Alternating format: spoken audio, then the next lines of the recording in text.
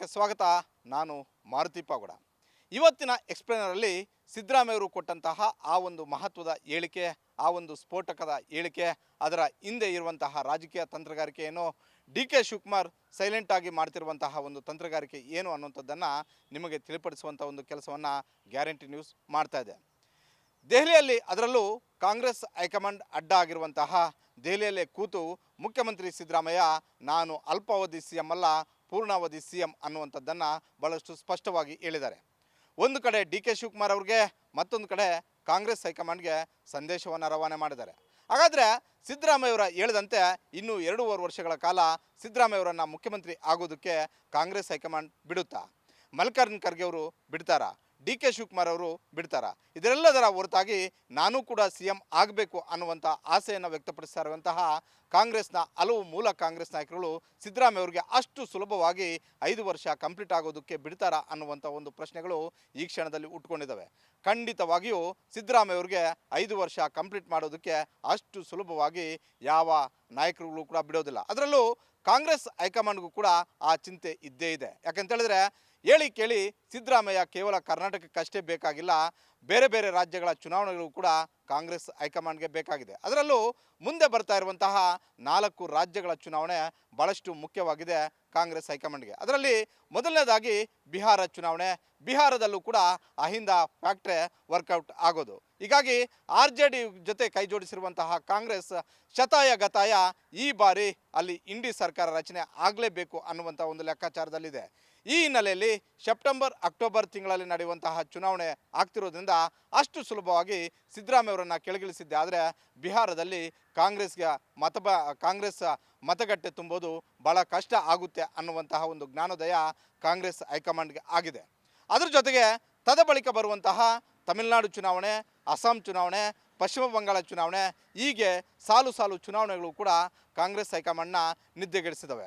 ಹೀಗಾಗಿ ಸಿದ್ದರಾಮಯ್ಯವರನ್ನು ಒಂದು ವೇಳೆ ನಾವು ಈ ಕ್ಷಣದಲ್ಲಿ ಡಿಸ್ಟರ್ಬ್ ಮಾಡಿದ್ದೆ ಆದರೆ ಸಿದ್ದರಾಮಯ್ಯವರ ಬೆಂಬಲಿಗರು ಹಾಗೂ ಅಹಿಂದ ವರ್ಗ ಆಯಾ ರಾಜ್ಯಗಳಲ್ಲಿ ಯಾವ ನಿಲುವನ್ನು ತೆಗೆದುಕೊಳ್ಬೋದು, ಕಾಂಗ್ರೆಸ್ ಬಗ್ಗೆ ಯಾವ ನಿರ್ಧಾರಕ್ಕೆ ಬರಬಹುದು, ಕಾಂಗ್ರೆಸ್ ಹೈಕಮಾಂಡ್ ತೆಗೆದುಕೊಂಡಂತಹ ನಿರ್ಧಾರವನ್ನು ಅಷ್ಟು ಸುಲಭವಾಗಿ ಆ ವರ್ಗ ಒಪ್ಪುತ್ತಾ ಅನ್ನುವಂಥ ಒಂದು ಚಿಂತೆಯಲ್ಲಿ ಕಾಂಗ್ರೆಸ್ ಹೈಕಮಾಂಡ್ ಇದೆ. ಜೊತೆಗೆ ಒಂದು ವೇಳೆ ನಾವು ಡಿ ಕೆ ಶಿವಕುಮಾರ್ ಅವ್ರಿಗೆ ಅವಕಾಶ ಕೊಡದೇ ಇದ್ದರೆ 2028ರ ವಿಧಾನಸಭಾ ಚುನಾವಣೆಯನ್ನು ರಾಜ್ಯದಲ್ಲಿ ಎದುರಿಸೋದು ಹೇಗೆ ಅನ್ನುವಂಥ ಒಂದು ಆತಂಕವೂ ಕೂಡ ಕಾಂಗ್ರೆಸ್ ಹೈಕಮಾಂಡ್ಗಿದೆ. ಆದರೆ ಡಿ ಕೆ ಶಿವಕುಮಾರ್ ಅವ್ರಿಗಿಂತಲೂ ಕೂಡ ಸಿದ್ದರಾಮಯ್ಯವರ ವಿಚಾರದಲ್ಲಿ ಕಾಂಗ್ರೆಸ್ ಹೈಕಮಾಂಡ್ಗೆ ಹೆಚ್ಚು ಚಿಂತೆ ಕಾಡ್ತಾ ಇದೆ ಅಂತೆ. ಯಾಕಂತ ಹೇಳಿದ್ರೆ ಸಿದ್ದರಾಮಯ್ಯ ಕೇವಲ ಕರ್ನಾಟಕಕ್ಕಷ್ಟೇ ಅಲ್ಲ, ಬೇರೆ ಬೇರೆ ರಾಜ್ಯಗಳ ಚುನಾವಣೆಗೂ ಕೂಡ ಬೇಕಾಗ್ತಾರೆ.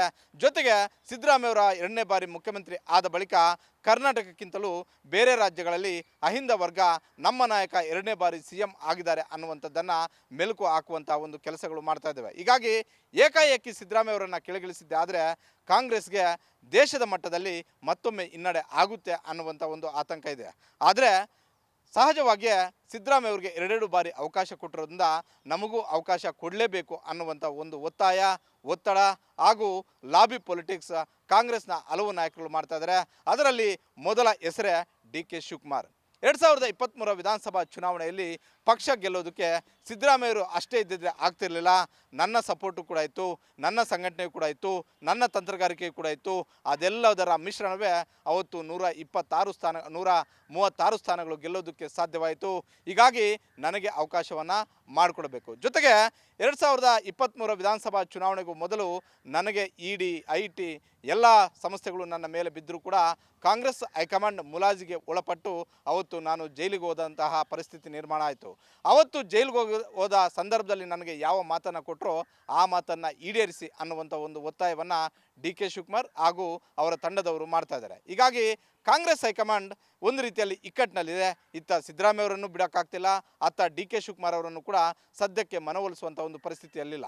ಹೀಗಾಗಿ ಸಿದ್ದರಾಮಯ್ಯ ದೆಹಲಿಯ ಅಡ್ಡದಲ್ಲಿ ಕೂತು ಏನೇ ಹೇಳಿದ್ರು ಕೂಡ ಸಿದ್ದರಾಮಯ್ಯವರನ್ನು ಪೂರ್ಣಾವಧಿ ಸಿ ಎಂ ಆಗಿ ಮುಂದುವರಿಯೋದಕ್ಕೆ ರಾಜ್ಯ ನಾಯಕರುಗಳು ಬಿಡೋದಿಲ್ಲ, ಅದೇ ರೀತಿ ಕಾಂಗ್ರೆಸ್ ಹೈಕಮಾಂಡು ಕೂಡ ಬಿಡೋದಿಲ್ಲ. ಆದರೆ ನಾನು ಹಿಂದೆ ಹೇಳಿದಂತೆ ಬಿಹಾರ, ಪಶ್ಚಿಮ ಬಂಗಾಳ, ತಮಿಳುನಾಡು, ಕೇರಳ, ಅಸ್ಸಾಂ ಈ ಎಲ್ಲ ರಾಜ್ಯಗಳ ಚುನಾವಣೆ 2025 ಮಾರ್ಚ್ ತಿಂಗಳಿಗೆ ಮುಕ್ತಾಯ ಆಗುತ್ತೆ. ಮಾರ್ಚ್ ತಿಂಗಳಿಗೆ ರಾಜ್ಯ ಬಜೆಟ್ಟು ಕೂಡ ಆಗುತ್ತೆ.